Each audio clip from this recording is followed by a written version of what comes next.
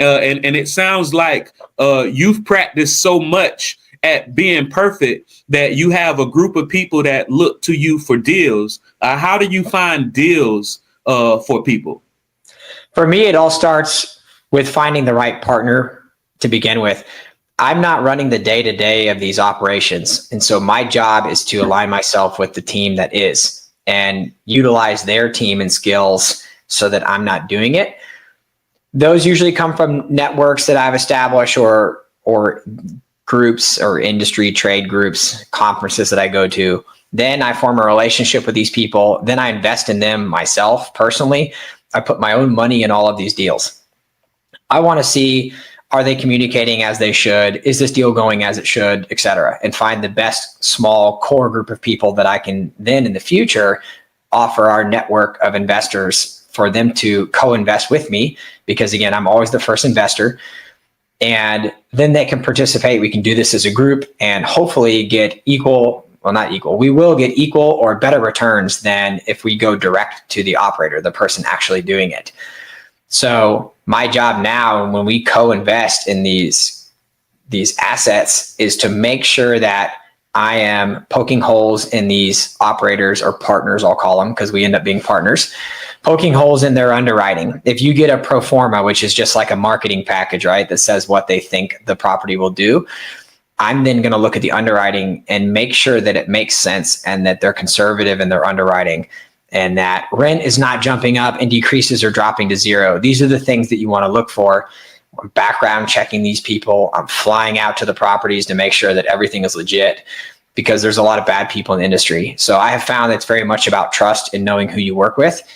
And especially when you get involved in anything passive, if you don't want that, it's probably not for you. You need to do it yourself and go buy property yourself. But it does take that trust to get involved when you do passive real estate investing, because ultimately it comes down to the people that are working it, not the deal and not the numbers itself, but the human element. Oh yeah, the human element. And speaking of the human element, you also got to think about perception, right? Just like we were talking about the doctors. I look at you, clean cut guy, strategically placed 5 o'clock shadow at 11 a.m. in the morning, fresh white painting, recessed lighting, some unique pull-up bar. hey, nice artwork. Hey, no, I'm sorry, aftermarket installed pull-up bar, right? Vegetation, live vegetation in the background. I see a guy like you and I think, no way that Ian is investing in mobile home parks. What am I missing? I get that a lot from people. Mobile home parks are one of those asset classes that have flown under the radar for many years. Many people have a misconception that they are junky trailer parks. Nobody wants to live there. And I would argue that they're not all like that. In fact, every group of, let's say, real estate assets, single family homes, apartment complexes, shopping centers, we all have run down, what you would view as a rundown property. It doesn't matter what it's in. Mobile home parks are one of those things to where you are giving families the ability to live affordably where they may not otherwise be able to live a life like that. They can own their own manufactured house, or let's call it a trailer, on that property. So there's some pride of ownership. And often people stay there long term. So we're looking for areas that are pro-growth areas where there are family and communities, and we're getting in there and finding these existing properties we're not developing that are cash flowing already, and then trying to improve the community more, and in turn everybody wins. But yeah, even my own family was asking, what are you doing with mobile home parks? And honestly, there's a lot of flashy things out there, but it fit my character best. I am a low risk guy, and when I see these investments today that are promising huge returns, I hope that for the people that are in them, they get those huge returns. But I know that high returns come with higher risk. And my goal in life now is, look, I'm putting my own money into this first. I don't want to lose my money. I'd rather take a lower return that's still good, may not be great, but I'm eliminating a lot of the risk along the way. And we are in an affordable housing crisis right now. have been for years. So income is not climbing as fast as housing prices, and we're getting more and more renters. So with mobile home parks, the supply is capped. Unlike apartment complexes where you can build one next door over and over and over, the cities aren't allowing new mobile home park developments to take place. They're very hard to come by. The states don't get as much property tax from them because the homes on them are personal property. That's not real property. Like, it doesn't have a foundation or a slab. So, and neighborhoods don't want them in their backyard because there's a stigma about trailer parks. But at the end of the day, if you provide a good community for people to live in, I think that you're doing good for the residents there. You do good for the investors and the investment itself. And that's how, what I would value as a good investment to be a part of. What's the liquidity like in these type of deals? Like, how long, once you're in, how long do you have to stay in?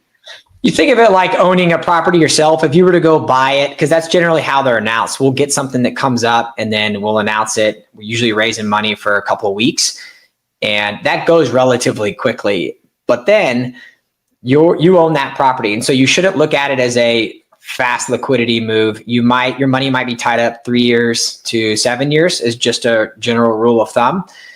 So if you're considering $100,000, but next year you need that for something, it's not the right investment for you. You should put your money into something that's more liquid that you can still earn a return. You forego ownership when you do that, but no big deal. You need to make sure that you're investing in things that fit your lifestyle. And so that's generally, I'd say 3 to 7 years, because I do private lending and mobile home parks, so 2 lanes. One of them has liquidity, which is the private lending. People can pull their money in and out of there and earn a good return. But then on the mobile home park side, they're owning equity, and that's more of a longer term partnership deal. And it just depends on someone's personal circumstance to which one would be better for them at any given time. Okay, yeah, because it sounds like the mobile home park is the longer play, but overall, is it a better return than assisting you on the private lending side? They generally, I'd say that the private lending is more fixed, structured. You know exactly what you're going to get all the time. The way that the mobile home parks are structured are a little bit differently. They do give better tax benefits, but it is, generally first year has lower return just because it's a new property, you're fixing things up. So, but over time that can evolve to where you can make better returns. And then there's another strategy that a lot of people are doing that I love right now. And instead of, usually when they show you this investment, they say, we're going to sell it in 5 years and you're going to make 2 times your money. But what a lot of operators are doing, if they find a really good property, they're holding on to it and they're doing a refinance. And so essentially they're cleaning the place up, improving the rents, getting it occupied more than it was. And then they go back to the bank and say, look, our property based on commercial property valuations is worth, let's call it $2 million more. And you take a loan out against the new value and the investors get paid back. So they get a fixed return, they get paid back their money, but since it was a refinance, that money that they're paid back on is a loan, meaning their money, they've been made whole. They're out of the deal financially, but they still own a percentage of the property. They still have equity in it. So that's a really cool strategy. When that happens, you get all your money back.